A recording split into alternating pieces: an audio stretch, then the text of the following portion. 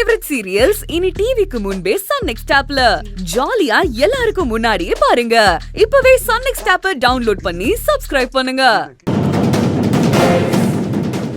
அது மட்டும் இல்ல, கொஞ்ச நேரத்துக்கு முன்னாடி இவ என் அப்பா கிட்ட போய் அதை எதையும் அள்ளி விட்டதுல அவரு ஏதோ நல்லது நடக்கும்னு நம்பி தூங்கிட்டு இருக்காரு. அப்ப எதையோ மனசுல வச்சுதானே இவ இதெல்லாம் செஞ்சிட்டு இருக்கா. அதுதான் என்னன்னு கேக்குறேன். அப்பாடா, நான் கூட எங்க அம்மா கிட்ட பேசினது தெரிஞ்சுதா இதெல்லாம் கேக்குறாங்களோ நினைச்சு பயந்தே போயிட்டேன். இதத்தான் இவ்வளவு நேரம் கேட்டுட்டு இருந்தாங்களா? ஏய், இன்னும் ஒரு பொழுதுதான் இருக்கு நாங்க எல்லாம் மொத்தமா தெருவுக்கு வரதுக்கு. ஆனா உனக்கு அந்த பயம் கொஞ்சம் கூட சுத்தமா இல்ல. பாரு பாரு, அவ மூஞ்ச பாரு. கொஞ்ச நேரத்துக்கு முன்னாடி நான் இழுத்துட்டு வரும்போது கூட பயந்த மாதிரி தான் இருந்தா. ஆனா இப்போ மொத்தத்துல அவளுக்கும் இந்த பிரச்சனைக்கும் சம்பந்தமே இல்லங்கிற மாதிரில நிக்கிறா. இல்ல, நான் தெரியாம தான் கேக்குறேன். நீ என்னதாண்டி மனசுல நினைச்சிட்டு இருக்க? அந்த காஞ்சனா கலிவர்தன் கூட சேர்ந்துக்கிட்டு கடைசி நேரத்துல நீயும் எங்களை ஒரேடியா முடிவு கட்டிடலாம், காலவாரி விடலான்னு மனக்கொட்டை கட்டிட்டு இருக்கியா? ஐயோ, அப்படியெல்லாம் ஒண்ணும் இல்ல ஆண்டி. அப்ப எல்லார் முன்னாடியும் அடிச்சு விட்ட?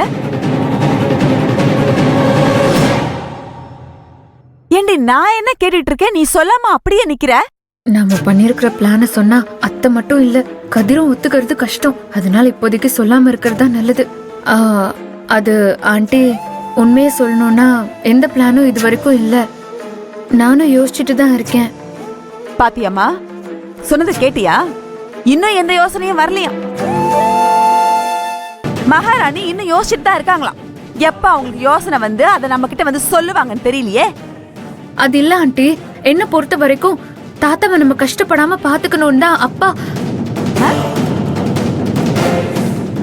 அப்போ டாக்டர் சொன்னதை நீங்களும் தானே கேட்டீங்க. அதனால்தான் அப்படி தாத்தா முன்னாடி சொன்னேன்.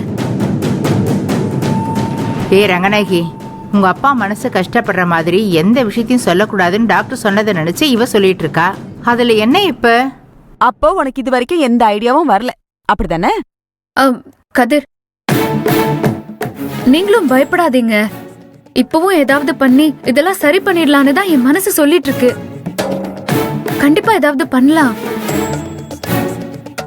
கதிரு, எனக்கு நல்லா புரிஞ்சு போச்சுரா.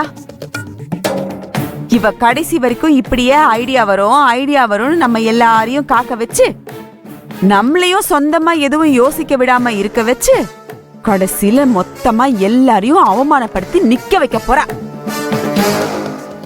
அதுதான் இவ ஐடியா நினைக்கிறேன். என்னப்பா கதிர், விக்கல் வந்துருச்சுப்பா. தண்ணி குடிப்பா. தண்ணி குடிக்காம இருந்தா உடம்புக்கு ஏதாவது வந்து ஒரு இடத்துல ஓஞ்சு உட்காந்து இருந்தா பரவாயில்ல. ஓடிட்டு இருந்தா அதான் வேத்து உடம்புல இருந்த தண்ணி எல்லாம் வெளியே போயிடுச்சு. சீக்கிரம் உடம்பு தண்ணி கேக்குது. கடவுளே, இதெல்லாம் எப்படி சமாளிக்க போறோம்னு தெரியலையே. கதிர், பிடிவாதம் பிடிக்காம தண்ணிய குடி கதிர். அண்ணா, ஆமா அண்ணா, மயங்கி விழுந்துகிட்டே இருக்க. இப்ப விக்கல் வேற வந்துருச்சு. இந்த நிலைமையில கூட தண்ணி குடிக்கலன்னா உயிருக்கே ஆபத்தாயிடும். சும்மா இரு. இங்க பாருப்பா, கொஞ்சம் தண்ணி குடிப்பா. கதிர், அண்ணா, யாராவது பார்க்கவா போறாங்க? நம்ம வீட்ல தானே இருக்கோம், தண்ணிய குடின்னு. கதிர், தயவு செஞ்சு தண்ணிய குடி. நீங்க எல்லாரும் என் மேல வச்சிருக்கிற பாசத்துல பேசுறீங்க. ஆனா நான் செஞ்ச சத்தியத்தை மீறதுங்கிறது இது தாத்தாவை அசிங்கப்படுத்துற மாதிரி. யாரும் பார்க்கலனாலும் சாமி பார்த்துக்கிட்டு தானே இருக்கு. அது மட்டும் இல்லாம காலத்துக்கு சத்தியத்தை மீறிட்டேன்னு குற்ற உணர்ச்சி எனக்குள்ள இருந்து எனக்கு கொண்டுகிட்டே இருக்கும்.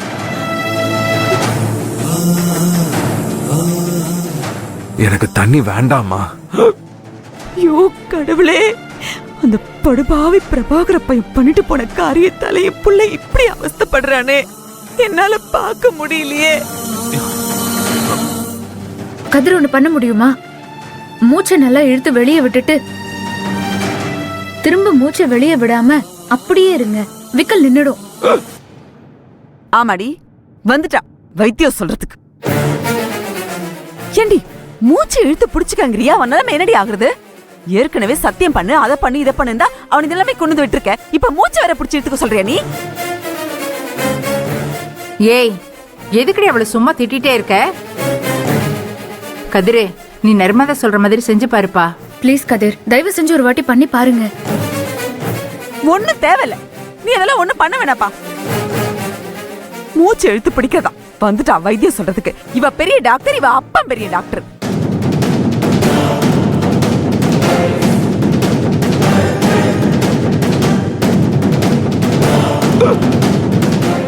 ப்ளீஸ் கதிர்.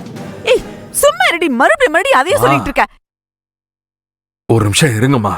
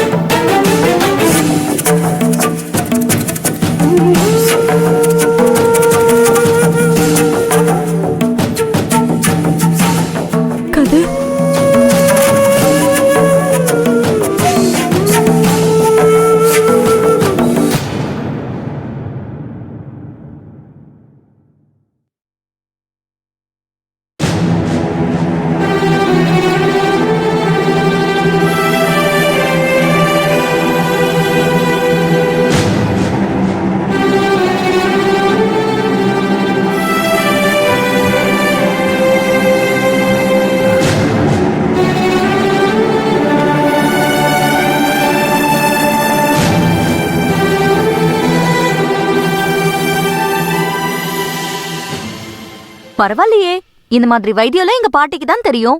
உனக்கும் தெரிஞ்சிருக்கே. அக்கா ரொம்பலாம் புகழாத. இப்போலாம் இந்த மாதிரி விஷயம் எல்லாம் போன்லயே ஷார்ட்ஸா வருது. அப்படின்னா 24 மணி நேரமா போனையே தான் பாத்துட்டு இருக்க. அப்ப நீயே சொல்ல வேண்டியதானே? அது வந்து சும்மா போன்ல மேல எங்களையும் தள்ளிக்கிட்டு இருந்தா இப்படிதான்.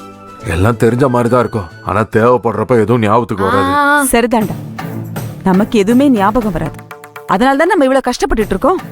இத்தனை வருஷமா அந்த கலிவரத்தை நம்ம குடும்பத்தை பிடிச்சு பாடா படுத்திட்டு இருந்தா. பத்தாத குறைக்கு இப்ப இந்த காஞ்சனாவை வந்து ஆட ஆரம்பிச்சிட்டான். இதுல இருந்து நம்ம எப்படிதான் மீண்டு வெளியே வரப்போறோமோ, இல்ல மொத்தமா மூழ்கி அப்படியே போறோமோ ஒன்னும் புரியல.